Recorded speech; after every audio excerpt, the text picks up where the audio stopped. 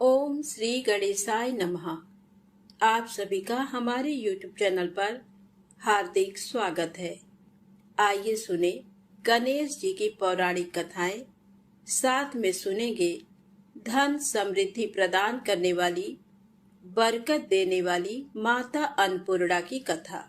प्रेम से बोले गणेश जी महाराज की जय हो। बहुत समय पहले की बात है। एक गांव में एक भाई बहन रहते थे। भाई बहुत गरीब था, पर उसकी बहन पैसे वाली थी। जब बहन के ननद का विवाह था, तब बहन ने ना तो अपने भाई को विवाह में आने का निमंत्रण दिया और ना ही कोई चिट्ठी भेजी। भाई को बाहर वालों से पता चला कि उसके बहन के ननद का विवाह है। भाई ने अपने गांव वालों को बताया। तब गांव वालों ने अपने घर से चुनरी, बिछिया और साड़ी जैसा जिनसे बन पड़ा कन्या के लिए दिया। भाई सारा सामान लेकर बहन के गांव पहुंचा। बहन के घर जाने पर बहन की देवरानी बोली, भाभी जी, आपके भाई आए हैं। बहन ने पूछा, कैसे आए हैं और क्या पहना है? तब देवरानी ने कहा, पैदल आए हैं, फटी पगड़ी फटी धोती पहने हैं। बहन बोली, मेरे ससुर हवेली के सामने दुकान में बैठे हैं, मुझे शर्म आती है। भाई को बोलो पीछे के दरवाजे से आए।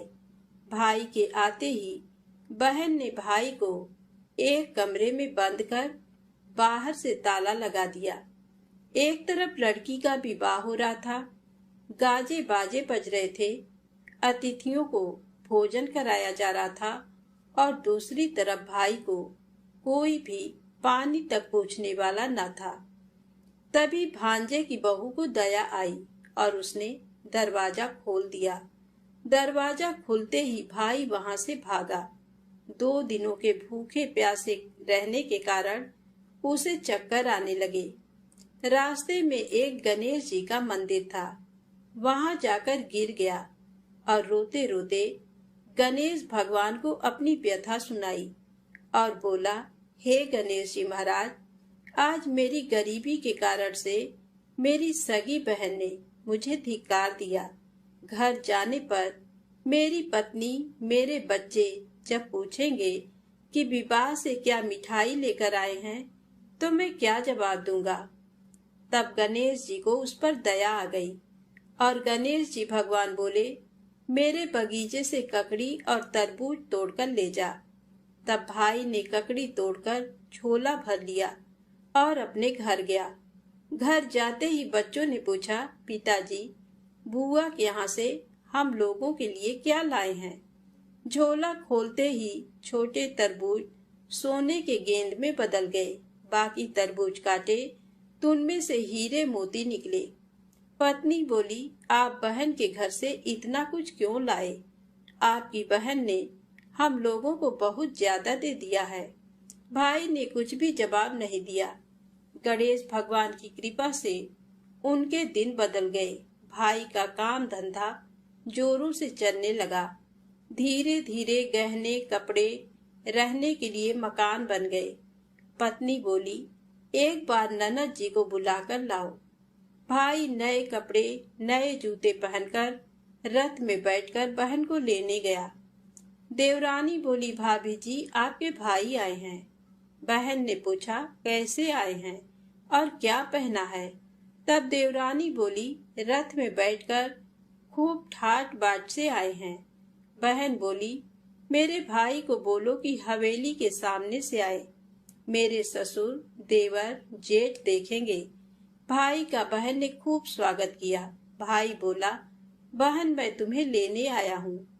तब बहन ने कहा, मुझे भी बहुत दिन हो गए हैं, चलो मैं चलती हूँ। भाई बहन को लेकर अपने घर आया।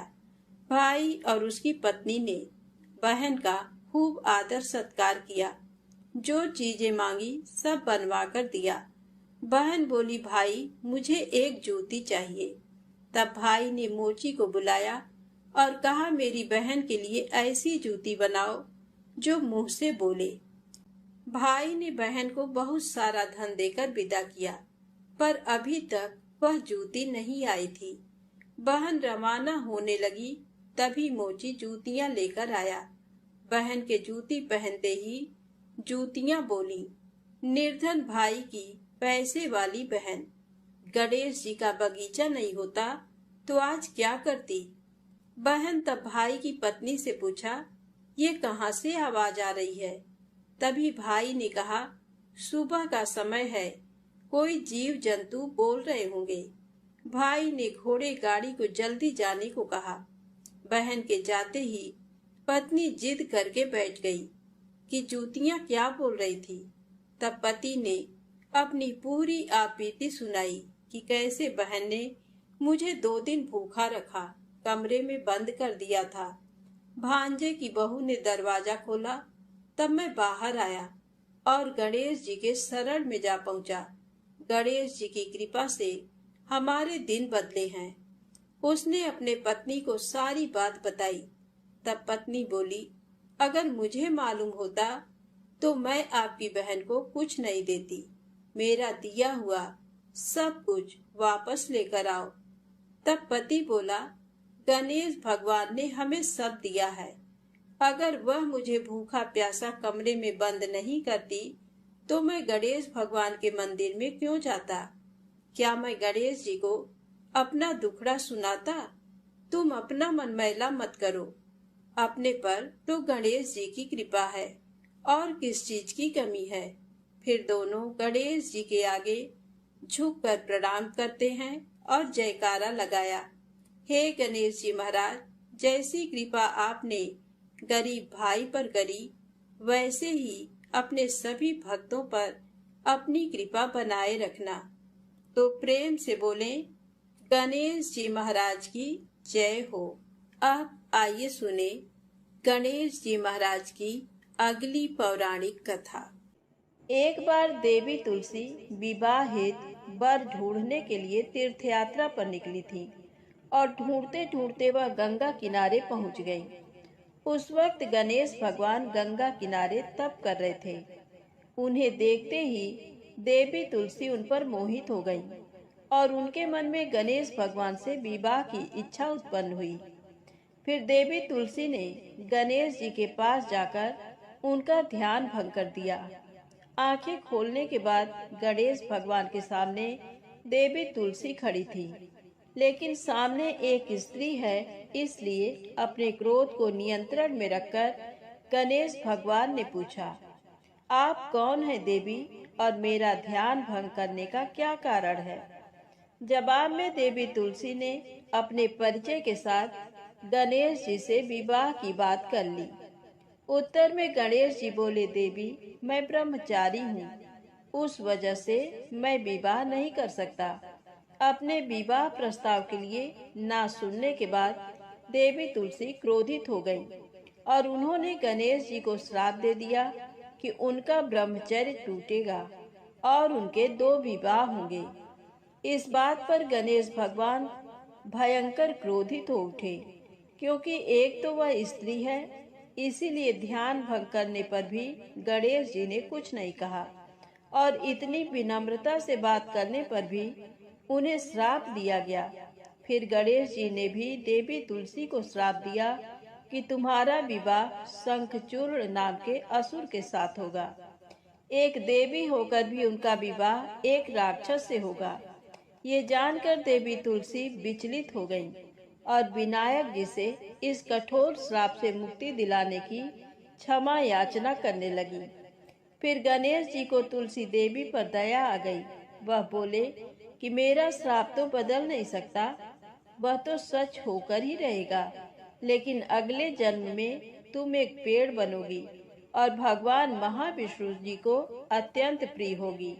उनकी पूजा में भी तुम्हारा एक महत्वपूर्ण स्थान होगा और कलयुग के इंसानों को तुम मोक्ष का मार्ग दिखाओगी। लेकिन तुमने मेरा तप भंग किया है और मुझे ब्रह्मचारी होकर भी 2 विवाह का श्राप भी दिया है, इसलिए मेरी किसी भी प्रकार की पूजा में तुम निश्चित होगी। इस प्रकार देवी तुलसी गणेश भगवान की पूजा में निषिद्ध हो गई। तो प्रेम से बोले, गणेश जी महाराज की जय हो। अब आइए सुने गणेश जी के विवाह की कथा। गणेश भगवान का मुख हाथी का है और एक दांत टूटा हुआ है। इन्हीं दो कारणों की वजह से उनका विवाह नहीं हो पा रहा था। इस बात से गणेश महाराज अक्सर नाराज रहा करते थे। एक दिन एक देवता के आग्रह पर विनायक जी उसके विवाह में अपनी उपस्थिति दर्शाने गए थे। विवाह स्थल पर पहुंचने के बाद कुछ देवताओं ने मिलकर गणेश भगवान का समय पर विवाह न होने के कारण उपहास किया, जिसे गणेश जी बहुत ही अधिक नाराज हो गए। उसी दिन उन्होंने ठान लिया कि जब तक मेरा विवाह नहीं होता तब तक मैं किसी भी देवता का विवाह नहीं होने दूंगा। गणेश भगवान के पास विवाह और अन्य संदेश लाने का काम उनके प्रिय वाहन मूषक राज करते थे। अब मूषक राज जब भी किसी देवता के विवाह का समाचार लाते तब गणेश जी उसे आदेश देते और मूषक राज अपनी सेना के साथ जाकर उस विवाह के मंडप को गिराकर तहस नहस करते एवं बारातियों को भी भगा देते। इस तरह गणेश जी और मूषक राज की मिली भगत की वजह से किसी भी देवता का विवाह नहीं हो रहा था। गणपति जी के व्यवहार से तंग आकर सभी देवी देवता भगवान शिव और माता पार्वती जी के पास पहुंच गए और इस विराट समस्या का समाधान मांगने लगे।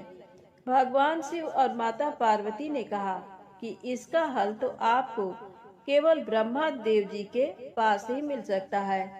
कृपा करके आप ब्रह्मलोक को जाएं। माता पार्वती और महादेव को प्रणाम करके सभी देवी देवता ब्रह्मा जी के पास प्रकट हुए। देवताओं की समस्या को ठीक से सुनने के बाद ब्रह्मा जी ने अपनी योग शक्ति से दो कन्याओं का निर्माण किया। कन्याओं का नाम था रिद्धि और सिद्धि। वह दोनों ब्रह्मा जी की मानस पुत्रियां थीं। उन्हें लेकर ब्रह्मा जी गणेश महाराज के पास गए और उनसे अपनी पुत्रियों को ज्ञान एवं शिक्षा प्रदान करने का निवेदन करने लगे। ब्रह्मा देव जी का मान रखने के लिए एक दंत भगवान ने रिद्धि और सिद्धि को शिक्षा देना आरंभ किया। फिर उस दिन के बाद से जब भी मूषक राज किसी विवाह की खबर लेकर आते हैं, उस वक्त रिद्धि और सिद्धि गणेश जी को अपनी बातों में उलझाकर रखती थी। इस तरह गणेश जी का ध्यान किसी और विषय पर रहता और दूसरी तरफ देवताओं की विवाह संपन्न हो जाते। एक दिन बुद्धि के देवता भगवान गणेश जी को ये बात समझ आ गई, लेकिन उनके क्रोध में आने से पहले ही ब्रह्मा देव अपनी दोनों पुत्रियों के साथ वहां पर प्रकट हुए। रिद्धि और सिद्धि को सामने देखते ही गणेश जी का क्रोध बढ़ने लगा, किंतु विनायक जी के मुख से कोई भी शब्द निकलने के पहले ही भगवान ब्रह्मा देव ने कहा, हे गणेश जी, आपने स्वयं ही मेरे पुत्रियों को शिक्षा दी है और अब मुझे इन दोनों के विवाह योग्य कोई वर नहीं मिल रहा है। मेरी आपसे विनती है कि आप ही रिद्धि और सिद्धि से विवाह करके मुझे धन्य कीजिए। परमपिता ब्रह्मा देव जी की शांत वाणी सुनकर गणेश जी का क्रोध शांत हो गया और वह उस विवाह प्रस्ताव के लिए हंसी खुशी राजी हो गए। विवाह के बाद अपनी दोनों पत्नियों से उन्हें दो पुत्र प्राप्त हुए, जिनका नाम रखा गया शुभ और लाभ। तो प्रेम से बोले गणेश जी भगवान की जय हो। अब आइए सुनते हैं गणेश जी की पौराणिक कथा। बहुत समय पहले की बात है। एक दिन गणेश जी धरती पर सैर कर रहे थे। सैर करते करते वह एक अनाज के खेत में पहुंच गए और भूख लगने के कारण उन्होंने उस खेत में से 12 अनाज के दाने तोड़कर खा लिए। वह खेत सेठ धनी राम जी का था। कुछ समय बाद विनायक जी को अपने किए पर पछतावा होने लगा, क्योंकि उन्होंने सेठ जी को बिना पूछे ही उनके खेत से अनाज चुरा लिया था। फिर गणेश जी ने सोचा कि अपने किए बुरे कर्म का प्रायश्चित तो करना ही पड़ेगा। इसीलिए उन्होंने सेठ जी के यहाँ 12 साल के लिए नौकरी करने की ठान ली। उसके बाद अगली ही सुबह विनायक जी 13 से 14 साल के एक लड़के का रूप लेकर नौकरी मांगने के लिए धनी राम सेठ जी के घर पहुंचे और उन्होंने सेठ जी को अपना नाम गणेशा बताया। विनायक भगवान की बुद्धिमानी की परीक्षा लेने के बाद सेठ जी ने खुशी खुशी नौकरी भी दे दी। अब गणेश भगवान एक सामान्य मनुष्य के रूप में सेठ जी के ही घर पर रहने लगे। एक दिन सेठ जी की पत्नी शाम के समय घर का काम खत्म करने के बाद राख से हाथ धोने जा रही थी। ये देख गणेश जी ने सेठानी जी के हाथ पकड़कर जबरदस्ती मिट्टी से हाथ धुलवा दिए। गणेश की इस हरकत से सेठानी आग बबूला हो गई और उन्होंने सेठ जी के कमरे में जाकर गणेश जी की शिकायत कर दी। सेठानी से सब कुछ सुनने के बाद सेठ धनी राम ने गणेशा को बुलाया और इस हरकत का कारण पूछा। गणेश जी बोले कि सेठानी शाम के समय राख से हाथ धो रही थी और ऐसा करने से घर की लक्ष्मी नाराज होकर चली जाती हैं। इसीलिए मैंने उनके हाथ मिट्टी से धुलवाए। इससे घर पर माता लक्ष्मी की कृपा बनी रहती है। ये सब सुनकर सेठ जी ने सोचा गणेशा की सोच तो बड़ी अच्छी है। उसी के कुछ दिन बाद कुंभ मेले का शुभ अवसर आया। सेठ जी ने गणेशा को बुलाया और कहा, सेठानी जी को कुंभ मेले में स्नान करा लाओ। अब सेठानी और गणेशा स्नान के लिए मेले में पहुंचे। वहां पहुंचने के बाद सेठानी नदी के किनारे बैठकर नहाने लगी। उन्हें ऐसा करते देख गणेशा दौड़ कर आए और सेठानी जी के दोनों हाथ पकड़कर उन्हें नदी के अंदर लेकर गए। उनसे पानी में डुबकी लगवाई और फिर किनारे पर ले आए। अब गणेशा की इस हरकत से तो सेठानी का गुस्सा 7वें आसमान पर पहुंच गया। सेठानी जी घर आते आते पूरे रास्ते गणेशा को ताने पर ताने मार रही थी, लेकिन गणेश भगवान सब कुछ शांति से सुन रहे थे। घर आते ही सेठानी ने सेठ जी के पास फिर से गणेशा की शिकायत कर दी। सेठ जी ने तुरंत ही गणेशा को बुलाया और पूछा, तुमने ऐसा क्यों किया? गणेश जी बोले, सेठ जी, सेठानी नदी के किनारे बैठकर गंदे पानी से नहा रही थी। मैंने इनको बीच नदी में ले जाकर साफ पानी में डुबकी लगवाई। ऐसा करने से उन्हें अगले जन्म में बहुत बड़ा राजपाट और वैभव मिलेगा। सेठ जी ने सोचा कि गणेशा के विचार कितने अच्छे हैं, मेरे परिवार का भला सोचता है। कुछ दिन बाद सेठ जी के घर पर पूजा थी। पंडित जी आने के बाद सेठ जी ने गणेशा से कहा, जाओ और सेठानी जी को बुला कर लाओ। सेठ जी के आज्ञानुसार गणेश जी सेठानी को बुलाने गए। उस वक्त सेठानी काली चुनरी ओढ़कर कमरे से बाहर आ रही थी। ये देखते ही विनायक जी ने वह काली चुनरी उतारकर फाड़ दी और कहा कि पूजा के लिए लाल रंग की चुनरी ओढ़कर आइए। अब सेठानी बहुत ज्यादा नाराज हो गई और गणेशा पर चिल्लाने लगी। वह आवाज सुनकर सेठ जी वहां पर भागते हुए आए और पूछा कि क्या हुआ। तब सेठानी बोली, गणेशा ने मेरी चुनरी फाड़ दी। फिर सेठ जी ने भी गणेशा को बहुत डांटा। जवाब में गणेश जी ने कहा कि सेठ जी, पूजा में कभी काला वस्त्र नहीं पहनते, इससे शुभ काम सफल नहीं होते, इसीलिए मैंने ऐसा किया।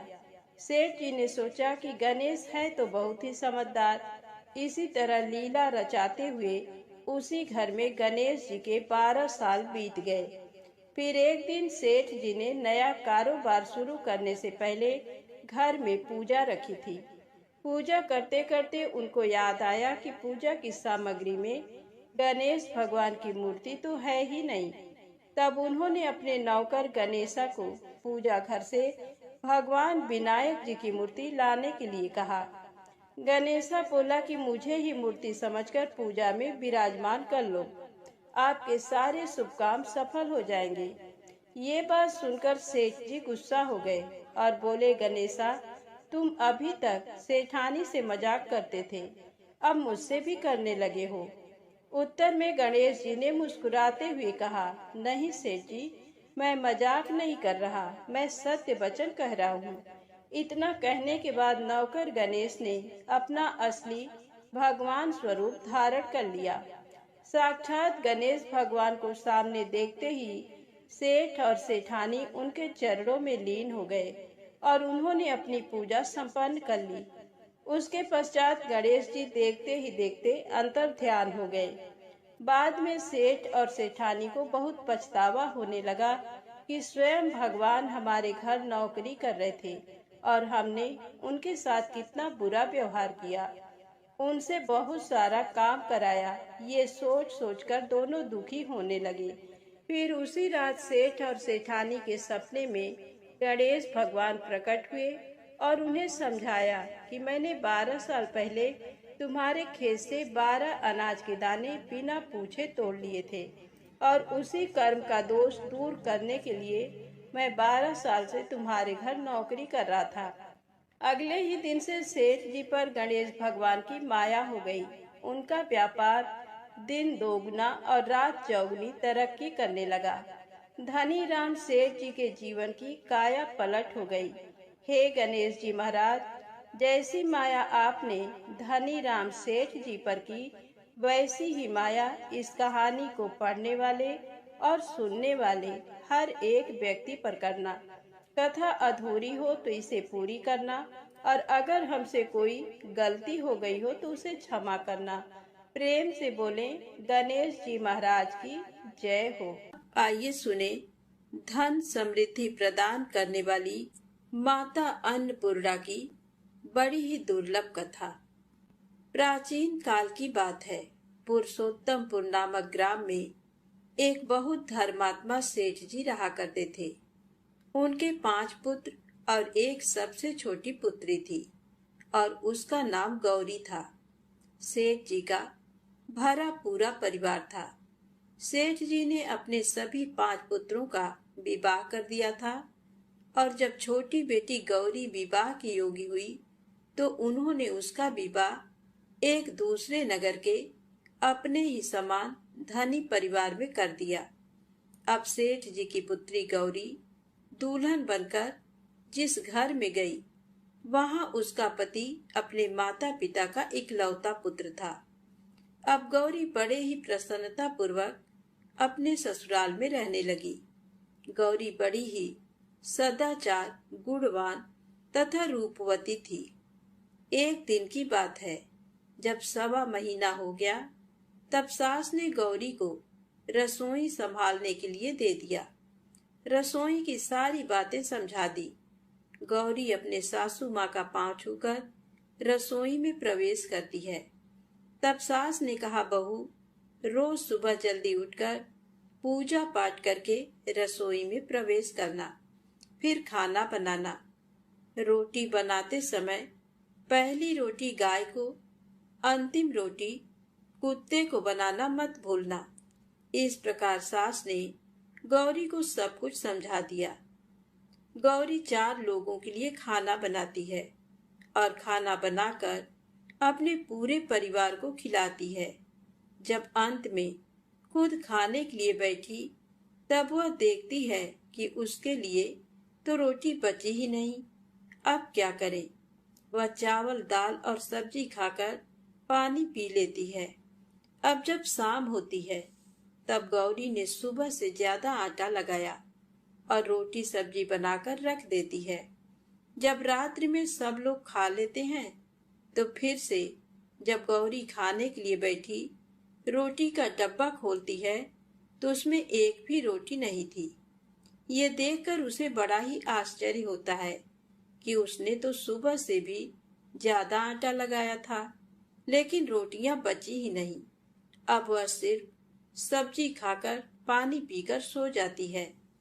अगले दिन फिर उसने कल से 2 गुना ज्यादा आटा लगाया और रोटियां बनाई, लेकिन फिर से उसे रोटी नहीं मिली। सभी रोटियां खत्म हो गई थी। अब उस दिन भी आधे पेट खाना खाकर ही उसे रहना पड़ा। इसी प्रकार गौरी चाहे जितना भी आटा लगाती, रोटियां उसे नहीं बचती। ये हर रोज का काम हो गया था।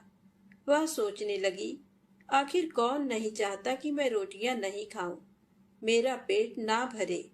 गौरी इस आस में आटा ज्यादा गूंथती थी कि किसी न किसी दिन तो उसे रोटियां मिलेंगी, किंतु ऐसा नहीं होता है। ऐसा करते करते वह बहुत कमजोर दुबली पतली हो गई। तो दोस्तों, ऐसे ही एक दिन की बात है, जब गौरी रसोई में सब्जियां काट रही थी तो गलती से चाकू से उसका हाथ कट जाता है और वह रोटियां नहीं बना पाती। तो उसकी सासू माँ ने कहा, बहू रहने दो, आज मैं रोटियां बना देती हूँ। तो गौरी ने कहा, नहीं सासू माँ, आप आटा लगा दीजिए, मैं रोटियां बना दूंगी। तो दोस्तों, उस दिन सासू माँ ने आटा लगाया और फिर बहू को दे देती है। बहू रोटियां बनाकर तैयार कर देती है। घर के सभी सदस्य रात के समय जब खाना खाने लगते हैं, सब लोग जब खाना खा लेते हैं, तब बारी आती है गौरी की। तो वह बहुत दुखी मन से खाना खाने बैठती है। वह सोचती है, आज तो सासू माँ ने आटा गूंथा है, वह भी बहुत कम। आज तो मेरे लिए रोटियां बची ही नहीं होंगी। ये सोचकर बहू मन ही मन बहुत दुखी होती है। किंतु जब वह रोटी के डब्बे को खोलती है तो उसने देखा कि उसमें 4-5 रोटियां पड़ी हैं। ये देखकर बहू बहुत खुश होती है। अब क्या था, ऐसे ही 7 दिनों तक बहू की सासू माँ ने आटा गूंथा और बहू रोटियां बनाती थी और बहू को रोज रोटियां मिलने लगी। इन 7 दिन बहू ने भर पेट खाना खाया। जब 8वां दिन आया तो बहू का हाथ भी ठीक हो गया था। तब सासू माँ ने कहा कि गौरी बेटा, क्या मैं आज आटा गूंथ दूं या फिर तुम आटा गूंथ लोगी? तब गौरी ने कहा, नहीं माँ, मेरा हाथ अब ठीक हो गया है, मैं आटा गूंथ दूंगी। उस दिन गौरी ने आटा गूंथा और रोटियां बनाई, सबको प्रेम पूर्वक खाना खिलाया। जब उसके खाने की बारी आई तब उसने देखा कि रोटी के डिब्बे में तो रोटी है ही नहीं, पूरा रोटी खत्म हो गया। ये देख बहू गौरी बहुत ही आश्चर्य में पड़ जाती है। वह सोचती है, जब तक सासू माँ ने आटा लगाया तब तक तो मुझे रोटियां मिलती थी, लेकिन जब से मैं आटा गूंथने लगी तो मुझे रोटियां ही नहीं मिलती, जबकि सासू माँ मुझसे बहुत ही कम आटा गूंथती थी। इसके बाद भी पूरा परिवार उसमें खा लिया करता था। ऐसी क्या बात है? ये सारी बातें सोचकर गौरी बहुत ही परेशान हो जाती है और दिन भर दुखी रहती थी। एक दिन की बात है, गौरी के पति ने गौरी से पूछा कि गौरी, तुम इतना उदास क्यों रहती हो? इतना सारा धन संपत्ति सब तुम्हारा ही तो है, तुम्हें रोकने टोकने वाला कोई नहीं है। तुम अपने मन से अपने पसंद का भोजन बनाकर खा सकती हो। तुम दिन प्रतिदिन इतनी कमजोर कैसे होती जा रही हो? गौरी ने लाज और संकोच से अपने पति को कुछ नहीं बताया। तब उसके पति ने सोचा कि शायद उसकी पत्नी को उसके माता पिता की याद आ रही है। इसीलिए अगले दिन गौरी का पति अपने माता पिता से कहता है कि पिताजी, मुझे लगता है कि गौरी को उसके माता पिता की याद आ रही है। मैं उसे उसके मायके ले जाकर सबसे मिलवा लाता हूँ। अपने बेटे की बात सुनकर गौरी के सास ससुर तैयार हो जाते हैं और उसे जाने की अनुमति दे देते हैं और कहते हैं, बेटा, यदि बहू को अपने माता पिता से मिलकर प्रसन्नता होती है तो अवश्य ही तुम उसे उसके मायके ले जाओ। अब गौरी का पति अपने पत्नी को लेकर उसके मायके जाता है। दामाद और बेटी को देखकर उनका बहुत ही आवभगत होता है। तरह तरह के व्यंजन बनाए जाते हैं, खिलाए जाते हैं, बहुत सेवा सत्कार होता है। उसी दिन रात्रि में समय मिलने पर गौरी की माँ ने अपनी बेटी को कोने में ले जाकर पूछा, बेटी, तुम इतनी दुबली पतली कैसे हो गई? तुम तो बहुत ही कमजोर दिख रही हो। क्या बात है? तुम्हें कौन सी बात खाई जाती है? क्या तुम्हारे ससुराल वाले तुम्हारी चिंता नहीं करते, तुम्हें दुख देते हैं? या ऐसी कौन सी बात है जिससे तुम्हारी ये दशा हो गई है? अपनी माँ की बातें सुनकर गौरी अपनी सारी परेशानी, सारी चिंताएं, सब कुछ बताती है। अपनी बेटी की बात सुनकर गौरी की माँ ने कहा, बेटी, हमें लगता है माता अन्नपूर्णा तुमसे नाराज हो गई हैं। इस विषय में तो मैं कुछ नहीं कर सकती, क्योंकि तुम्हारे ससुराल में हमारा बोलने का कोई अधिकार नहीं है। इसीलिए मैं तो कहूंगी कि तुम यहाँ से जाने के बाद इस विषय में अपने सास और ससुर से बात करना। वही कुछ हल बताएंगे और तुम्हारी समस्या का समाधान होगा। बेटी, माँ अन्नपूर्णा जिससे नाराज होती हैं, उसके साथ ऐसा ही होता है।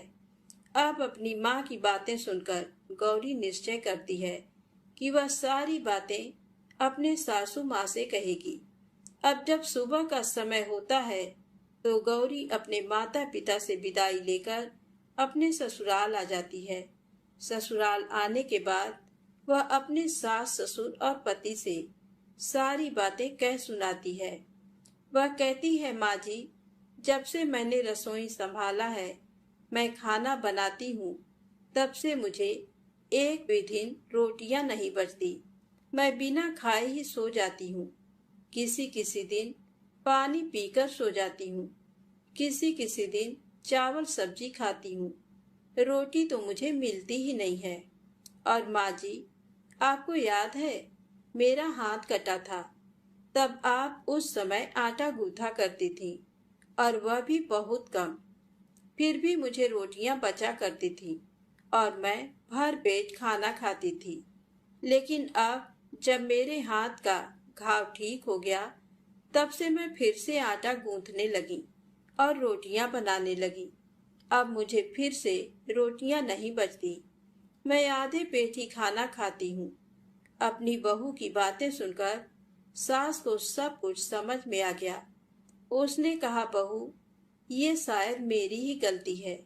मैंने तुम्हें सब कुछ बताया, सब कुछ सिखाया, लेकिन एक बात तो बताना भूल ही गई। ऐसा कहकर सास अपनी बहू का हाथ पकड़कर गौरी को रसोई में ले जाती है। एक परात में आटा निकालकर उस आटे को अच्छे से गूंथती हैं। गूंथने के बाद उस गूंथे हुए आटे पर अपने उंगलियों के 5 छाप लगा देती हैं और कहती हैं, बहू, ये माँ अन्नपूर्णा का छाप होता है, उनका चिन्ह माना जाता है।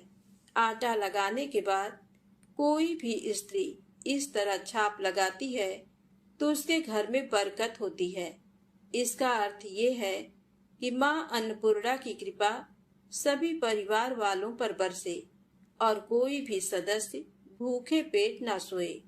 बहू, मैं तुम्हें ऐसा बताना भूल गई। आज से तुम आटा लगाते वक्त आटे पर अपना 5 छाप, 5 उंगलियों का छाप छोड़ देना और माँ अन्नपूर्णा तुम्हारे ऊपर अवश्य ही कृपा करेंगी और तुम कभी भी खाली पेट, भूखे पेट नहीं सोओगी। ये बरकत का चिन्ह होता है। अब अपने सासू माँ की बात सुनकर बहू हर रोज आटा गूंथती और फिर उस पर अपने 5 अंगुलियों की छाप छोड़ देती और फिर रोटियां बनाती। अब बहू को भी हर रोज रोटियां मिलने लगी। वह पेट भर भोजन करने लगी और स्वस्थ भी हो गई। माँ अन्नपूर्णा की कृपा उस पर बरसने लगी। उसके हाथ में माँ अन्नपूर्णा का वास हो गया। घर पर कोई भी सदस्य भूखा नहीं रहता और जो कोई मेहमान आता या कोई भी भीख मांगने के लिए भिक्षुक आता, उसे भी वह खाना खिलाकर ही घर से विदा करती।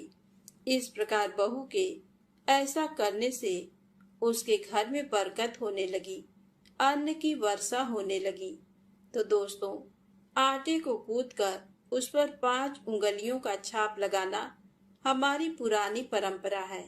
ये माता लक्ष्मी और अन्नपूर्णा माता का चिन्ह माना जाता है।